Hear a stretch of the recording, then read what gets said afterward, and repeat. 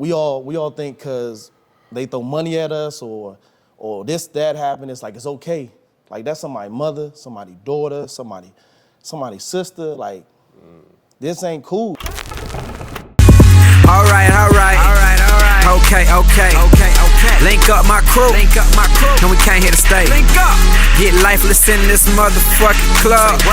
Say what? J-Boy, what it do? DJ, turn this up. We gon' get lifeless in this club. All right, welcome to another episode of Full Court Press, the podcast where we press you out 94 feet. I am Malcolm J, a.k.a. J-Boy. This is Leon, a.k.a. El Boogie. Oh. Man, J-Boy, man. I first want to say what's up, how your week was too, like you always ask me. But like I told you, I got something on my heart I think we need to talk about. It's this Sonya Massey thing. Like that's the first thing I wanna get through to anybody listening to this podcast or anybody. Like it touched my heart. I know it touched your heart. Yeah. I know it's something dear to you. Yeah. And I want you to elaborate. I don't want you to go deep because I know it's something big for you. But for me, it's just to have this little platform that we got. Like us as just the African American community, we need to step up, bro. Like we losing people. This young lady called the cops for her safety and ended up losing her life. Like this is not cool when you hear cops laughing on their camera talking about like don't render aid to her or I shot her twice in the face and like we gotta do better, y'all. Cause I like I told Malcolm, like this is not, we all think cause they throw money at us or this, that happened, it's like it's okay. Like that's somebody's mother, somebody's daughter, somebody's sister. Like this ain't cool, y'all. Like we can play around with this and they can throw a little money at their family and everybody like it goes away, but she got a son. No matter after that casket closed and after that, like he ain't got a mother. Like this is a topic that we gotta bring to light, man. Like we gotta stop letting stuff go. Like it's just not right, man. Yeah, it was rough watching that body cam footage, for sure. You know, it reminded me so much of, my cousin. Very similar situation where the cops was called to my cousin's apartment and my cousin ended up getting shot in the head and killed by a police officer within 5 seconds of the officer walking in the house. So it was really rough for me watching that body cam footage. It brought extreme trauma to me. I swear it did. On the fact that police supposed to protect and serve, not murder. Like how does an officer get called to your house on a burglary suspicion to murdering somebody? And the difference between Sonya Massey situation and Melvin J. Jr. situation. Sonya Massey officers were white. Melvin J. Jr. officer was black. But when there's systematic racism, when there's racism in the system, all races fall under the racism. So whether they don't think they're being racist, it's like it's systematic. It's shit in place for them to automatically just do racist shit against their own kind. But and maybe we can show the footage. Maybe we can show the footage so people can get some context of what we talk about. But I couldn't watch that video more than once with Sonya Massey. I watched my cousin video body cam once. The level of disrespect that the officers was using, the level of language, the level of care, like it's unreal. Like how derogatory the officer was talking to my cousin, how he shot him in the head, is foul. The statements that the officers was making to Sonya Massey was foul. Like, how do you even talk to someone like that? And you're in a position of authority. Like, it's no regards. It's no regards for black bodies at all. It's not, Malcolm. There's no regards. And like you said, we got to do something as a people. We got to start standing up for something in this country. You know, this shit is going to continue to happen. Like you said, Malcolm, I think that people think because you behind stuff. And like I said, you went through it. So Sonya Massey, that video killed you. Like, because nobody, if I'm sitting here and I never had it happen to me or my cousin or brother or something, you know what I mean? You're like, oh, okay, it's really like make-believe, you know what I mean? Like, it really don't happen. To when you sitting in front of the camera, you like, man, I'm burying this person. And like you said, I never thought about it's a system racism, because it's like, it's no way that I should feel that I should call somebody and say, hey, I feel like somebody's in my backyard, and then I end up dead. Like that lady and your cousin, like they did nothing wrong. Nothing. You always heard like the quote, right place, wrong time, or wrong. They were at the right place at the right time. And they were in their home where they live. Malcolm, when I saw your status and I saw your thing, and I'm gonna share this, and I hope you don't get mad. When you told me that, you said, Leon, I couldn't even watch it no more. I saw the hurt in your face.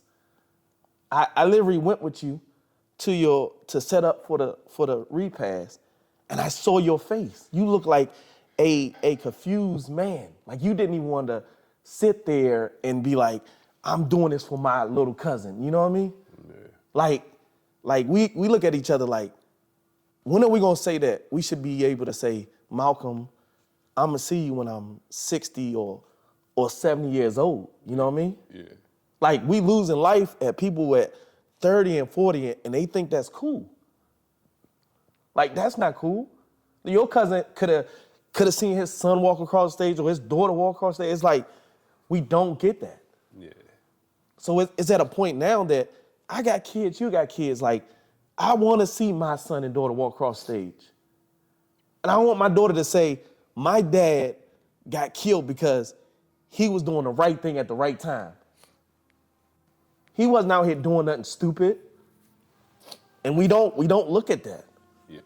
And looking at her son interview yesterday, like I told you, Malcolm, it pissed me off. Like, her son sitting there saying, my mom called the cops, and he comes from home, and you see your mom's body laying in the living room. Like we all think at the funeral, I heard the pastor say this. We all, when that casket closed, everybody goes home. Yeah. Everybody goes and be like, oh, that was a good funeral. You move on. Yeah. But them people, you know what I heard in the rap song? Them people in the front row, that's what hit. That front row means something. Because we all do what we do at the funeral. Hey, man, I'm going to see you later, man. Call me later. I'm going to see. Why do we gotta say that there? Right. And she shouldn't be gone. Yeah. You know something else that really touched me, that really hurt me? And it's gonna be interesting. I seen, and this has hurt me personally, you know. I seen so many people on my timeline or my so-called Instagram friends posting justice for Sonya Massey. I didn't see not one of my family friends, Instagram friends either, ever posted justice for Melvin J. Jr. And I can't tell people how to react to certain situations.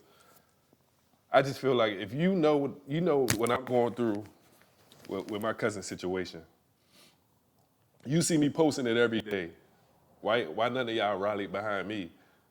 Y'all know me. Why none of y'all ever rallied behind me and posted justice for Melvin J. Jr., spread some awareness throughout social media so it can get some type of attention nationwide. But they didn't do that. You know what I'm saying? And I can't tell people to do that, but I feel like if you know me as a person, you know how much that hurt me. You wouldn't, stand behind what I stand for, but you'll rather post justice for Sonya Massey, justice for George Floyd, justice for all these people. You know what I'm saying? And like I said, I can't make people feel that way, but that's just something that touched me personally. Like why weren't they doing that for my cousin? You know what I'm saying? But yeah, that hit me a certain way. That touched me in a certain way. I know it did. Yeah. I know we're gonna. But definitely prayers out to Sonya Massey's family. Prayers out to Melvin J. Jr. It's a continued process of grieving. This is a rough time In America, man. in America, in our world right now. I ain't even gonna say it's in our communities, man. But It's our communities, man. Yeah. Like you said, like you just said, Malcolm, you it perfect. Like we'll repost Cardi B with shoes she wearing, Right. but we won't repost Melvin. You know what I mean? Like when you seen Cardi B around here, when she gonna give you a pair of her shoes she got on? We won't get that. Yeah. But like you said, it starts with us. Yeah. And that could be, I hate to be selfish. Some selfish shit. That's a selfish statement I made, but I just feel like you said, like be real with yourself. Like just be real. Like just be a real, genuine person. You know what I'm saying? Like if you know somebody, care for the people who you know. Man. Stop giving all the glory to people you don't know or being a follower. You know what I'm saying? Do it genuinely out of your heart. You know what I'm saying? Do it genuinely out of your heart and how you feel. That's all I gotta say about it. But we here on a monumentous occasion. We have a special guest for y'all today. Extremely high ceiling type of high character type of guy today. This guy is a former teammate of mine. This guy was a McDonald's All-American, played at the highest level of professional basketball. Like everybody know his name. I remember being in college, telling everybody I know this guy. They're like, you don't know him, man. You don't know that nigga, man. Like I know this guy. We rode the same cheese bus. Like, I know him. He's a McDonald's All-American. I know him. And I'm sure I'm missing a lot of accolades, and I hope he forgive me for it. But I'll let him tell you himself. And it's definitely much appreciated that he spent time out his day to come sit on Full Court Press, the podcast with us. This guy has a busy schedule. He flew in last night on a red eye just to be a part of this, and he's here with us this morning. Let's welcome him on, my man Wally Judge. Hey. What's going on, fellas? Hey. Always love, man. How y'all doing, man? Good, man. Good. What you doing, brother? I'm excellent, bro. Life's good for me. Yeah. Fine. You kind of heard how I started, and the trajectory of the conversation was going with me and Leon. Right. Like, I want to ask you, like, what's your thoughts, and what would you kind of have to say about the whole situation?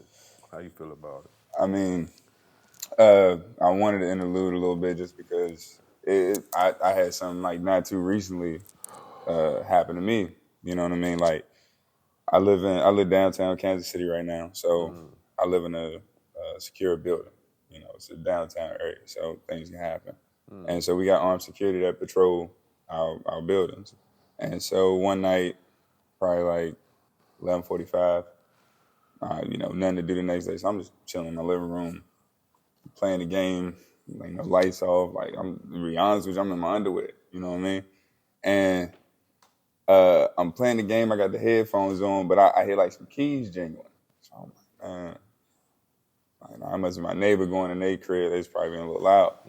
Next thing you know, I see the light from the hallway shining into my apartment. So like I slide my headphones back, like, so then I hear the door opening up more, and then I hear footsteps, like somebody coming in my spot. So I'm like, hello.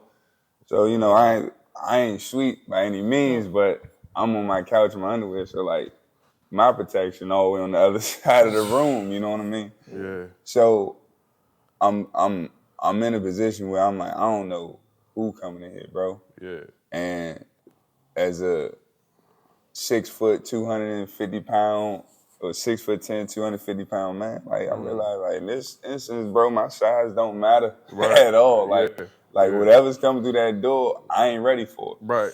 So when I say hello, I hear a guy like, oh, like I'm sorry, like security, like close the door, walk out. So I'm like, nah, I can't let that rock. So I get up, try and find shorts or something, but I run to the door, and no professional courtesy. The guy's like walking away, his back turned. I see he got on like a blue jumpsuit, but I can't tell. I don't see no bad nothing. So I'm like, yo, he like, my bad, wrong spot.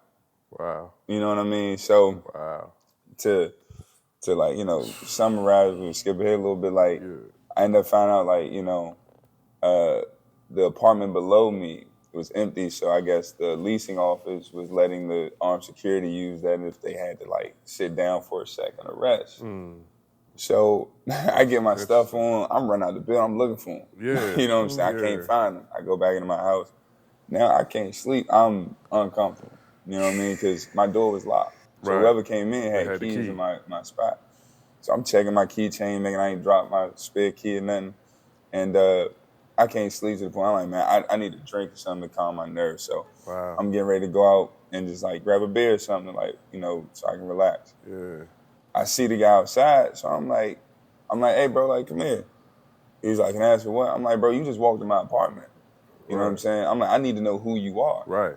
So the guy's like, oh, like, I'm sorry, like, it was a mistake. So I'm like, a mistake, bro? You had keys, you unlocked the door. How do you make that mistake? Yeah. Like, if you unlocking the door, you checking door numbers, you checking what floor you on. You on it, like, right. So, and then like I see the gun on his waist, and I'm like, damn, bro, like, I'm a licensed gun carrier, like, you are armed security, like, we both could have came out of this situation on the bad end. You know what I'm saying? What if I made a dash for my for my piece, and you see me cut across? It's a dark apartment. You could lit me up, bro. Yeah. Oh, I'm sorry, like I don't, and that's something that, like my uncle was a DC police officer for 30 years, worked on undercover, raid squads, all that. Yeah. I know it's some type of professional etiquette. Right. Like you knock, you announce yourself. There you go. You announce who you what district, exactly. or I'm such and such officer from such and such district. I'm here checking on this. There you go. Like, it's protocol. Exactly. And for you to just go, our security, turn and walk away, like, I don't think that, how can I put this? It's almost like, it's like being in the jungle, right? Or like you see those videos of people in the jungle and they're around a lion. Yeah. Like, the lion ain't bothered because it don't know it's a lion. You know what I'm saying? Or like, if you don't know it's a lion, you not bothered, or you don't know its capabilities. Yeah. But it's still a lion, bro. You know what I'm saying? So it's like, I can be as cool as I want, but ain't no telling what's gonna make that lion snap. Like, you are armed security, bro. I don't know what you've been throughout your day. Right. Yeah. You could have been through something traumatic earlier. Like, in all honesty, bro, I think that, like, it should be a daily, if not weekly, psych evaluation for any armed security or officers of anything like that, because it's like, bro, people go through life. Yeah. I work in a school now. I deal with kids who go through traumatic stuff. You know what I'm saying? Like, I go through my stuff. It's been days where I deal with co-workers and I'm like, man, so it's like, when you are given that power, bro, it's like a gun, like a superpower at this extent. Yeah. So it's like, when you're given that power, bro, an officer could have woke up that morning and lost his mother. Right. Yeah. So, or he could have lost a little cousin to gun violence. Right. So if in a mix of a similar situation, he not trigger. processing stuff right. That's why, you know, even when I touched on coaching earlier, I said it's different from being a player than a coach because you get that time to process. Yeah. And I think like as far as we take our mental as momentary. Yeah. You know what I'm saying? Like, Sure. oh, I'm good in this moment. Right? So that means I'm good for the day. Hell no. You go through 20 emotions a day. You go through 25. I might go through 50. Right. We got to start, one, as people, checking on our people. Checking in. I had a heart to heart with my father the other day. I said, bro, I know I'm in Kansas City. You in D.C., bro. That's why we got phones and FaceTime. You call me. Yeah. I don't care what you think our relationship is, bro. You call me. Yeah. You know, and just having that communication, because like, man, he might be going through something I can help him with, and I never know. There you Because go. he won't call. Yeah. Or talk or communicate. Right. You know. And so, and like even when I'm addressing this security guard officer, I know my presence ain't a normal presence. Like, you know. Yeah, 6'10". Yeah. So I'm towering over him. So I can see like even then yes sir. Like he a little rattled. Yeah. So if you see a 6'10" shadow cutting across a living room, or like what you don't know what that is. Yeah. Like, so like I said, man, I feel like that's, I don't even know the severity of what that situation could have been even until hearing this. It's like, but I think people need to understand that, like, as black people, bro, like we're not scared, bro. We're worried. Yeah. Because it's not about, because it's always an if. You know, it's always if I get pulled over, if I get this, if you know, Man. So, you know, like, So it's a tough situation all around the board. But like, yeah, we was talking about it, it hit home for sure. Yeah, hit home for you. I appreciate that. All right. Okay. Link up my crew. No, we can't hit the stage. Link up. Get lifeless in this motherfucking club. Say what? J-Boy with a dude. DJ, turn this up. We gon' get lifeless.